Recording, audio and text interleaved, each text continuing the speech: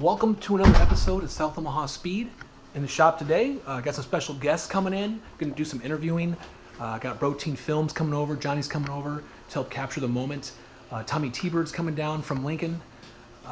He did some drag racing back in the 50s and knew Howdy personally, Howdy Williams, when he owned the car. And going to share some stories about that. My dad's coming over to make sure we're keeping everything honest. So stay tuned. I got to set some chairs up, get the lights right, and we're going to start filming. Thanks for joining.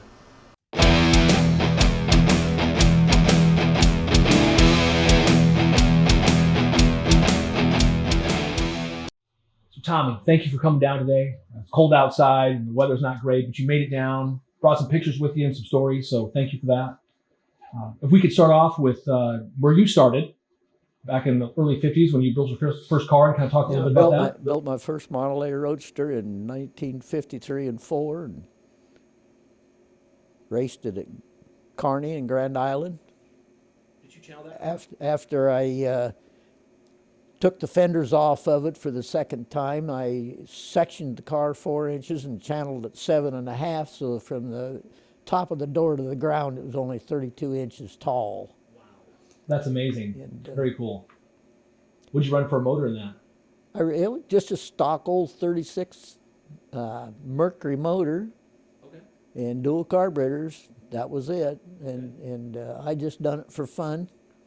Enjoyed it. Were you running mechanical brakes then too, or did you go juice brakes on that? No, I went juice brakes, and they shut me off at the drag strip and wouldn't let me run 1 week because I didn't have any front brakes. They said I had to have individual master cylinders or individual control of each one of the rear wheels if I wasn't going to run front brakes.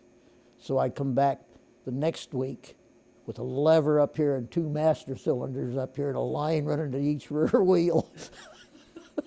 Very cool. Did you trailer that car or did you drive it to the track? Oh, no, I towed that car to the strip with a 40 Ford Coupe. Okay.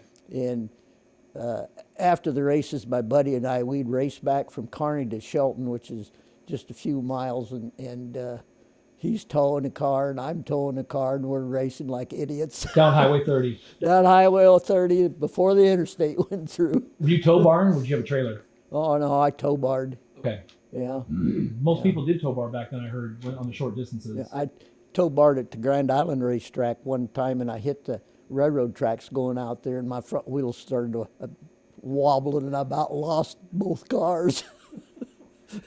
So at some point you ended up at Grand Island and you ran into this car, is that correct? I ran into Grand Island, and that's where I first met Howdy. And a couple weeks later, I can't remember, it was in early 56 or late 56 or early 57, that one day he asked me, he said, "You want to run my car through the quarter of a mile?" And I looked at him and said, "What do you mean?" I said, I don't drive anything that fast, because at that time he was turning over 100 miles an hour with it. And I said, "I don't want to wreck your car."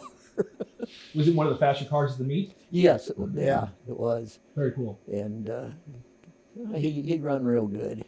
And you brought some original photos too down. You got from your buddy in Yes. California, so thank Yes. you for that. And I hope we're going to make contact with him here after a while, I hope. Come together. A whole bunch of them used to come together. Yeah, that was the Jack's Car Club out of Omaha. They used to travel together and go racing. Yeah. They just come in a whole pack. Right. I don't know. They were all great friends and just had a lot of fun. That's all there was to it. So. Right. You took those photos back in '57. You've had those photos this whole time. Yeah. Yep. Amazing. Yep, I sure. Wow, Yeah, I appreciate sure you did. mailing them to Tommy and getting them to me, because it really means a lot to have those photos. And thank you. Yeah. And back then, it just he had the fastest car there at that time, and always showed up and just had a great time. That's all there was to it. So.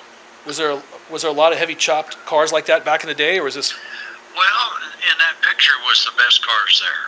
Okay, very cool. In that group of pictures, there was that Junior 400. I don't remember. That was a beautiful car. Yeah, that other 33 or 34 coupe there too. I don't remember the name of it, but they were the best cars there. Very That's all neat. it was to it, so. Very cool. Yeah. So We saw that- guys had a lot. Go ahead. Sorry. It's just amazing what they could do with no money. Right, before you could buy a lot of speed parts, you were just building what you had, right? I mean, back then, there wasn't a lot of speed parts, I'd imagine. Yep, that's right. That's right. So, no, it was neat. So, but feel free to call me, call me anytime that you want to know something, and we'll just go from there. Well, I appreciate that. Thank you so much. I know Tommy's going to mail you some stuff that I'm giving him today for you, so a little Yankee swap, if you know what I mean. I appreciate you. If you ever get out here, you make sure you come see me. Where you live? On Redlands, California. Okay, great. Absolutely. I have a shop out here. Oh, great. I get out there for work occasionally, so maybe we'll have to come stop by and see you. Yeah. Okay, doke. Thank you so much, sir. All right. Have a blessed day. Thank you. Bye.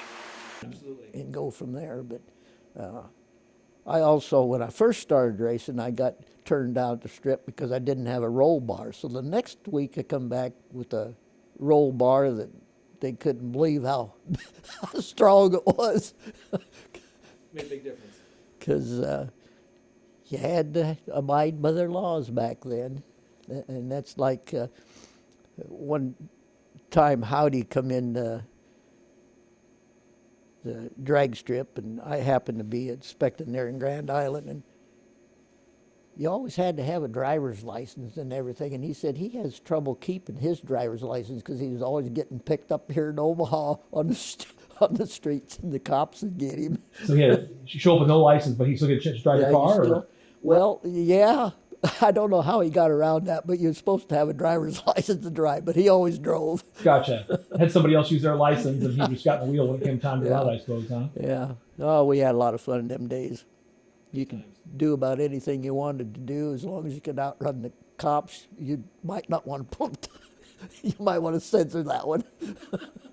Sure. I'm not looking for you anymore, I'm sure. Well, that was in the 50s. You could get away with a lot of stuff.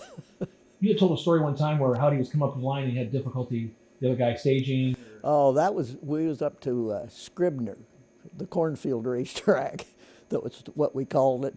And my friend Chick Evans, he had a coupe, also an altered coupe, and he raced Howdy up there one day. And back then, you could run a hot box. Well, a lot of people don't know what a hot box is, but back then you didn't run no radiator.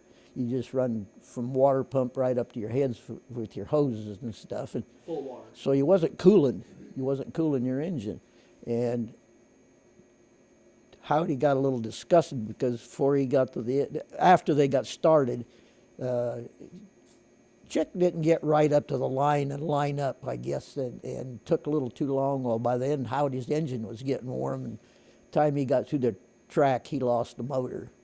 And he come back and he was all hot and bothered, which I would have been too, at my buddy, because he didn't get up there and line up like he was supposed to.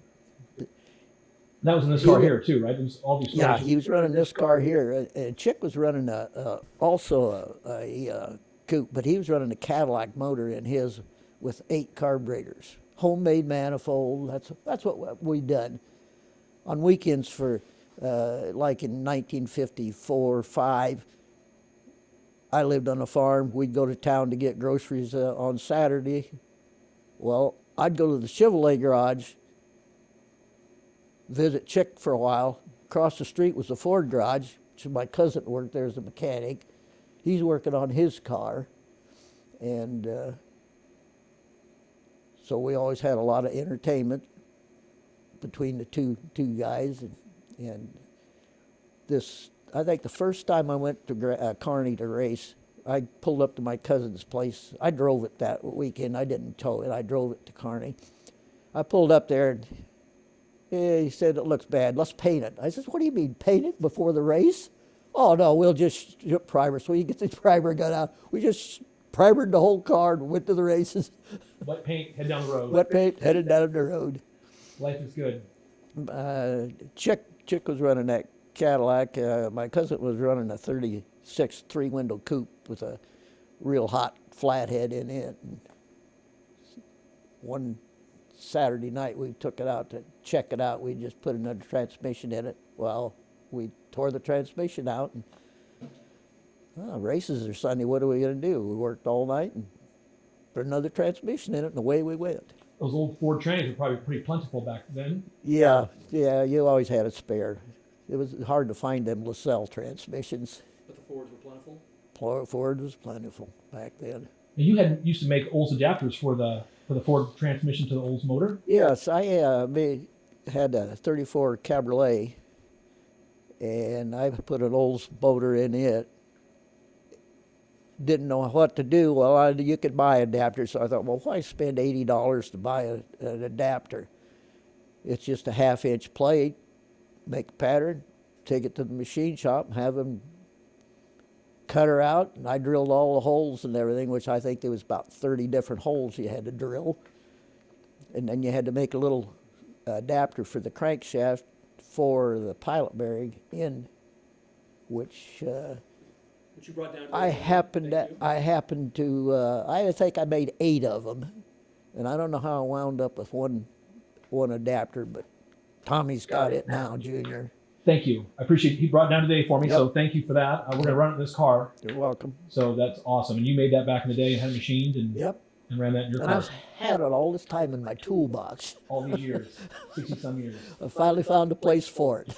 Well, I'm glad you got to come down and see the car after probably 65 years-ish since you've seen this car. Oh, yeah. Uh-huh. I know when I sent you a photo of it and you were right away, is that Howdy Williams' old car? And you were just like right back at me, like, I got to come down and see that thing. So that's awesome. Well, right now, you could give me that poster. I just last week got it put in a frame, and it's sitting right between my living room and my kitchen. Every time I walk by that, it just brings back memories. I guess I'm trying to relive my childhood. Aren't we all? Absolutely. Yeah, but it's more expensive. So your plate here that you brought, this is awesome for you to show.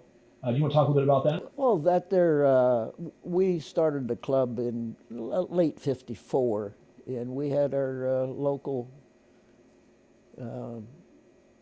people foundry. We drew up a deal, made it for our club, and I think we had about 20-some people in it, but I don't know how many of them still living. Sure. Well, I appreciate you don't.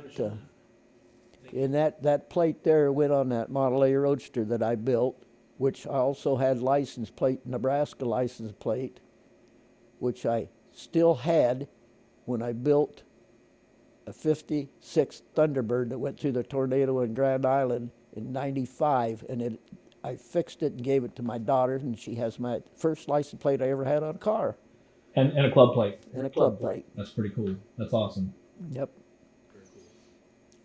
What did we miss? Well, thank you for coming down today and sharing your stories. And come and see the car. It means a lot. Thank you for the original photos you brought down today. We'll show those too on this film and get some good shots of your plate and share them as well. So thank you. All right. You're sure welcome. I enjoy you and your dad's company. You're welcome to come down anytime. But I'm going to get with your dad here next summer. Do some work. Good, decent, warm day. I'm going to con him into working on that car of his for one full day. That would be awesome. He's got a heated and air conditioned garage, so don't let him fool you. It could be 72 in there all year round. If you want it to be. So. Well, that's the way mine is too. Sure, got to be. So just real quick too to recap a little bit what you got going on right now. I mean, you just finished the T-Bird. Yes, I finished the T-Bird of '56. I totally built that from the ground up out of spare parts. I had a title and a frame. And I built it. Both front fenders are not one fender, they're 3 fenders made into one. Sure. Wow. And that's the way the whole car is. So you finished that car and sold it? I finished that car, and as near as I can count, it is 16 cars made into one. And I finished it, I sold it. It was going to be my last car. 6 months later, I had 3 more Thunderbirds. And you're going to be 84 this summer. And I'm going to be 84 this summer. And you got how many left? I mean, you got that 57 you just picked up, right? I got a 57, 2 57s. I bought a 55 in Pennsylvania 6 months ago, and it's at my son's place out there. I haven't even been able to drive it. And I got a 1931 Roadster, just like the one that this license plate was on. It's sitting there that somebody else started that has it was started probably in the late 60s, and they never finished it. So I got enough to do. I hope I have half your drive when I get to that age. If I'm doing half as much as you're doing, I'm going to feel lucky. So very Yeah, blessed. I hope you do. I've enjoyed my life. I had a good life. I had a good wife, too. She was right there helping me. Once in a while, she'd get a little burnt with me, but what the heck. Sure. She liked to work. She liked to ride in them. She liked to drive them. She had a real nice white 57 that took a lot of trophies, and now my son has it. So my other daughter's got a 56, and I got another daughter I gave a 56 to, and she couldn't keep it because she had to move to Florida and didn't have room for it. So You restored all those cars over the years? all of them. How many T-Birds do you think you've restored? You know, I've been asked that before. I got a whole bunch of pictures over there of some of them. I would say 2 dozen at least. Wow. The first one I restored was rolled in the wintertime in a wheat field off of the road into the wheat field. That was my first rebuilder. I had a car previous to that, but I had a yellow 55, and one day I decided I was going to sell it. I bought a diamond ring and a house full of furniture. That's a good thing to do right there. Yep. Happy wife, happy life is what they say, right? Good for you. Yeah. Yep. She was a good woman. She could sew, cook, Keep you on the right track. made me a couple of suits. I mean, made suits. Wow. Amazing. She was good.